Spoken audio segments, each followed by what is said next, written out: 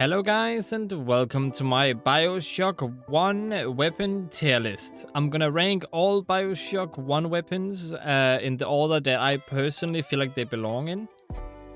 A personal list, just keep that in mind, but I'm gonna try to stay factual to my points, just so I'm not gonna spout nonsense like, I like this gun because it feels good and then it's S tier, you know, but I'm gonna stick to how good they actually are as well. So yeah, I don't have any much more to say other than I played this game on my channel. So if you guys want to see like the proof of what I'm saying, or if you guys are interested in seeing a playthrough where I played through this game, it is on my channel. It's very old. It has a bad microphone. It's not the best little playthrough I've ever done, or let's play, or whatever you may call it, but it's old, so keep that in mind if you are interested. But let's get to the actual tier list now. So first off, it seems like we have the camera. I don't actually know why this is considered a weapon. I guess it's because it's used to enhance your weapons technically. When it comes to the camera itself, it is used as a weakness indicator, or a stat boost, I guess. You can take a very good picture of an enemy. And when you take a very good picture of an enemy, you get to do more damage. And the better the picture, the clearer the picture, the more of a boost you get to that little XP bar that shows up. And once the XP bar reaches full, you get like some kind of trait that does like do 10% more damage to splices of this type, you know. So that's what I kind of have to rank it based on, I guess. Like overall, the camera's very useful. If you play, you can easily play the game without it, though. Like, it's gonna be tough, but you can play it without it. Enemies are gonna be bullet sponges without it. But it is a very useful tool. It makes your playthrough significantly easier, unless you're into hard games. Then I would recommend just skipping it, actually, to be completely honest with you. I barely use this myself, and after the game I was like, I should probably use this more, because the game can be pretty hard at times.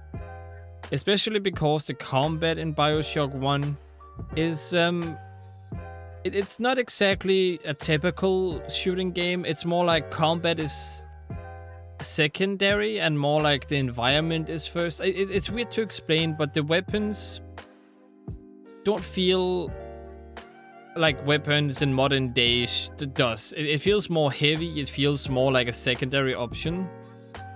I don't know why it feels like that, but this definitely feels a little bit weird. I'm not really used to it. Maybe a little bit more arcadey in a sense, but at the same time, it feels like they make a difference. I'm just gonna say the shooting at the first game and the second game feels a little bit off, but not in a bad way. It feels like you can be strategic with the weapons instead of just going in there all guns blazing.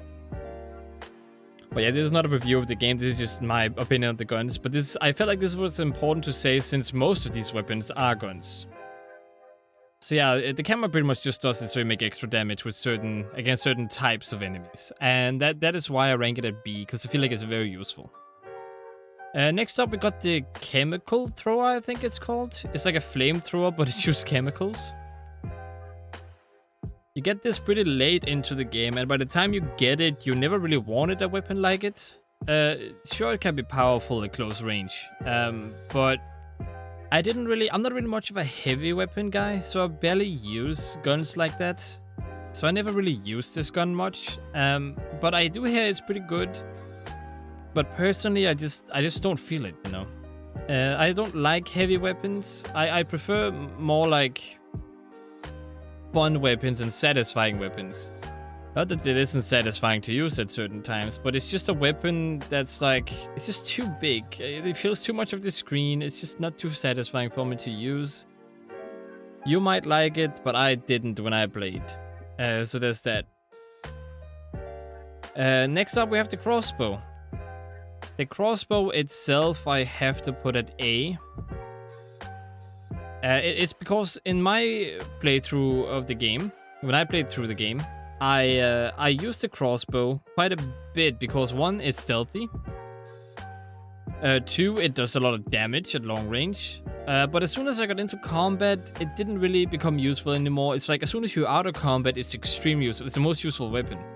But then afterwards, like, as soon as you're in combat, I never used it, and if I did, I usually got overrun or died, because this gun is not meant to be in the middle of combat.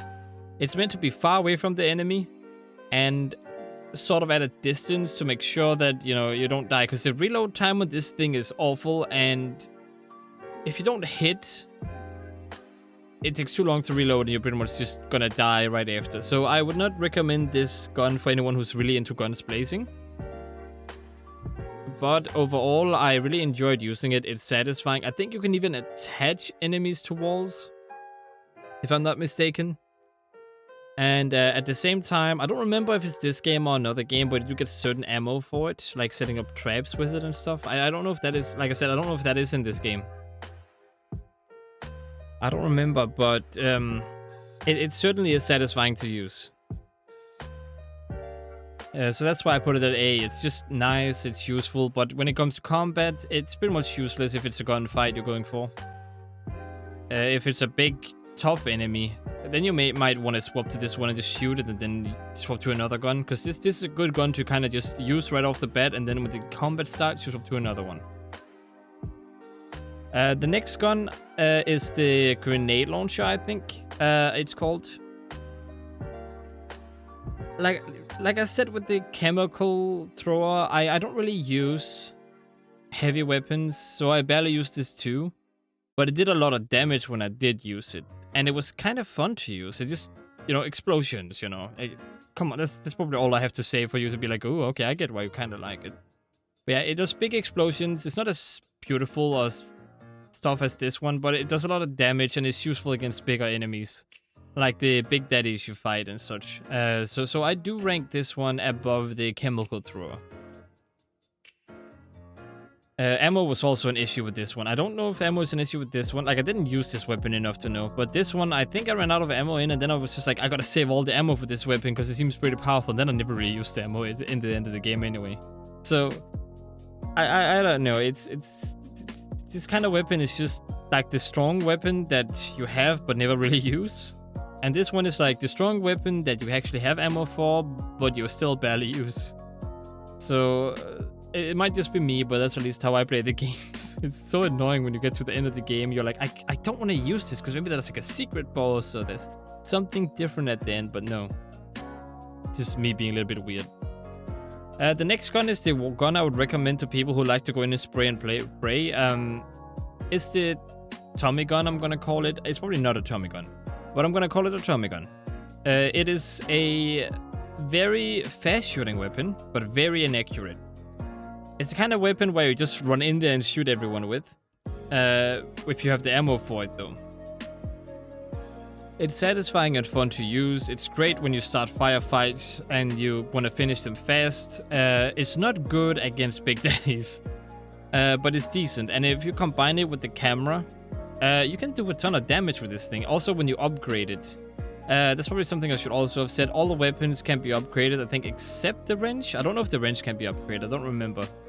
But I usually upgraded this one or the shotgun. So that's pretty much what I did. So yeah, the good gun, just a typical SMG with bad accuracy that you might get your hands on. Very good at firefights. Next up, we got the pistol. I honestly didn't like the pistol. Because you already have this amount of weapons, right? And then you have a revolver. Like, if it was like a normal pistol, I would be like, sure, alright, I could use it, because it could be a fast weapon you swap to, and you can shoot it a couple bullets without having to reload. But the fact that it's a revolver for me was a little bit of a downward excitement spiral. I don't know what to call it, but I didn't really like that it was a revolver. I get that it kind of fits into the Bioshock universe and everything, but it kind of felt like it didn't fit in with the other weapons that well, considering that we already have a one-shot strong weapon here. We have a fast-shooting SMG here. We have a grenade launcher. We have a shotgun. We have a wrench. Why would you need a pistol like this? The only thing that makes sense, I don't remember if it's the case, but the only thing that would make sense for this gun is that if it was your last resort and it had infinite ammo. But I don't think it has infinite ammo, but it was definitely my last resort, because this was the least satisfying to use. it didn't do a lot of damage, and when it did do damage, it just wasn't satisfying to use, like I just said. So I didn't really like using it at all. Now, the one that's in my opinion is an S tier is the shotgun. Now, I'm probably gonna get a lot of flag for this. Shotgun, it's a shotgun, it's not good at long range. But most enemies in this game run towards you, and when they do, having a handy shotgun is always useful. Not to mention that this is the most the secondary most useful, the most satisfying gun in the game. That's this gun. That's the shotgun. I loved using the shotgun. It was so satisfying to use. It was so fun to just blast an enemy and see their health go down with this gun. Was it overpowered? I don't know. I would say maybe sort of. Like if you aimed at the heads and when they ran towards you and just shot. And then if you like mix it with plasmids, is that what they're called? No, Atom. I think they're called Atom. No, they are called plasmids. They are called plasmids. Never mind. If you mix it with plasmids, then you have a very strong combination, especially the electronic plasmid and the fire one, and it's just a good damage dealing weapon and good for the people that once again like to run in and gun but prefer to kind of stay in cover and, you know, kind of just try to make the enemy come to you. I used mainly these two weapons in my playthrough. Shotgun and SMG. That's just my playstyle. I like to be both defensive and a little bit offensive, but I like to always go in firefights because I suck at stealth, so I barely used a lot of these other weapons. And they gave you enough ammo to use both the shotgun and the SMG. There are times when I had to use other weapons, but mostly I used these two. Because they were the most satisfying for me and most fun for me to use. And they're just genuinely fun. So I would rank these two as the one that you should probably go to immediately or get or use whenever you get them. And again, the shotgun upgraded pretty good. Slow reload though, that's like the negative, but let's just say that you can reload one bullet and shoot if I remember right. So if you do that, you're good. You also hit multiple enemies at once. So for me, the shotgun was just so satisfying. I don't know what it is with the shotgun in this game, but it was just so satisfying. I also fit the reticle in the middle of the screen so well. Whereas I felt like it was a little bit off with the other guns because of how big it was. It felt like the other guns were so inaccurate. But the shotgun and the reticle just kind of fit for, and the spread, oh, it's just so satisfying to use. So I definitely recommend trying out the shotgun in the Bioshock game. Even if you played it in the past, I recommend trying it out again. It's just that satisfying, alright? It's just that satisfying. The next game we got is the next weapon we got is the wrench. The wrench is a very special weapon. Alright, it's the first weapon you get in the game. It's very iconic. Now, the thing that's very, very, very interesting with the wrench is you can upgrade it, or you can, no, you cannot upgrade, maybe you can, I don't know. I think you can use this to make the wrench do more damage to the camera. And when you use the wrench, like, you can do so much flipping damage against everything. Even the big daddies with the right plasmids and stuff like that. The wrench is also very satisfying to use because of the animations, because of how heavy it feels. Like, this is how a melee weapon done right. Let's just say that it's a melee weapon done right and done justice. But it's a freaking wrench. I mean, it's like the crowbar from Half-Life, you know? It's like, goddamn. So satisfying. So we'll have to put it on S. Not because, no, it's probably not the best weapon in the game. But it's the most agile. You can use every single plasmid with it, and using the wrench make you use the plasmids more. You know, like if you use a gun, usually just shoot them at the range, and sometimes you forget about the plasmids. If you have a challenge to yourself and you say, I only want to use the wrench, then you have to think about your strategies. Then you have to use different plasmids, because I stuck to a few plasmids too. The wrench can change the whole gameplay because of it being a wrench. And because of it being sort of useful, but kind of not without the plasmids. It's like an in-between weapon where you can have a lot of fun with it. If you want a challenge, you can use it too. It's the most agile weapon in the game because it really makes the plasmids shine, if you know what I mean. Now, I don't personally think it's as good as a shotgun. I still think the shotgun is better because I just had so much fun using that.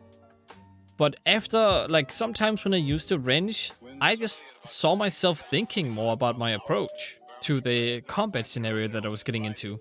And thinking, could I barely sneak past them? And if I couldn't, could I, like, use the plasmids to my advantage and hit them? Because the first thing you learn in the game is you can use water. You electrocute the water, everyone gets electrocuted, then you run in and use the wrench on them by the stunt.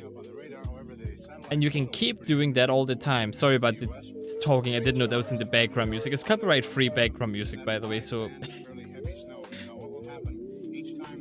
Oh well, enjoy the 80s, 70s, 60s, 40s kind of quality that he speaks.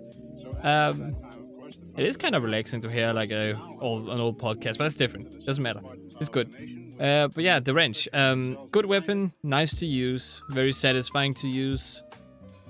It's a good way to give yourself a challenge, a good way to make yourself better at the game, and a good way to learn and feel how the how good the plasmid system is. Because to this day, I believe the plasmid system is the most interesting implementation of a new game mechanic in first-person shooters that actually fit and make a lot of sense. Like, you have perk points you do when you become better at experience, right? But just because I run all the time doesn't mean I can run further, right? It means you get better muscles to run, sure. Really run like a little further, but it doesn't mean I do 25% more. Like I have 25% more stamina, probably like 5% more stamina. And that's if you shoot a gun, suddenly you have more stamina to run. It's like, yeah. So to the plasmids, I think are cool. Like, but then again, you drink something, you suddenly have an ability. But they have a whole law reason for that. But I think it's a very cool implementation, and it is just as cool, but not as good. Honestly, I think it's the best kind of implementation of these kind of systems is if you hit someone with the wrench, you become a little better at hitting someone with a wrench, you know? Oh my goodness, the music. Yeah, that's what I think at least. But yeah, hopefully you guys enjoyed this tier list. I guess I'm gonna end this one here with this music, because goddamn. Hope you guys enjoyed watching, and yeah, consider watching my playthroughs. I don't know, I lose subscribers every now and again. It sucks. Like, honestly, as a YouTuber who just wants to get 1,000 and doesn't really care about above that, it really sucks to not get to 1,000. And people unsubscribe. This is a personal thing. Like, you don't have to listen to me. But it really sucks. Not like I'm getting depressed or anything. It's just, you look at the numbers, you're like, God damn it, now I'm further away again. But yeah, it would really mean a lot to me if you subscribed and liked and stuff like that. That would mean the world to me. But don't feel like you have to or anything. It's just a suggestion to make me feel better. But yeah, hope you guys enjoyed watching this video. If you did, like I said, consider liking and subscribing, checking out one of my playthroughs, including the Bioshock one. You may enjoy it, you may not. It's old, so I would suggest watching newer stuff though. But some people, including Hero, who I play games with, actually love watching old stuff because of memories. So even without memories, he's like, this is the kind of person he was, so it's fun to watch it. So it was kind of interesting now and again. So yeah. Hope you enjoyed. Hope to see you in another one. And as always, stay awesome.